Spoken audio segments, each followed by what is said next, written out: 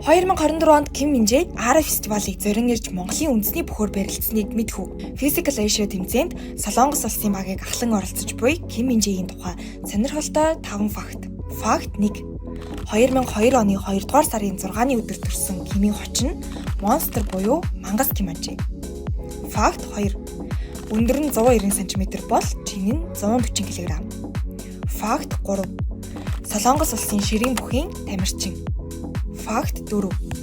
Яг одоо дэлхийг байлдан дагуулж буй Netflix-ийн Physical Asia тэмцээнд 5 дахь дугаарт буюу баган тогтоом барих тэмцээн дээр хэдий сүүлийн минутанд хүчин барагдаж байсан ч тэсэж үлдэхийн тулд төрийн дуулалаа дуулж байгаа нь Солонгос үзэгчдийн хайрыг татарч үлэмсийг урсгажээ.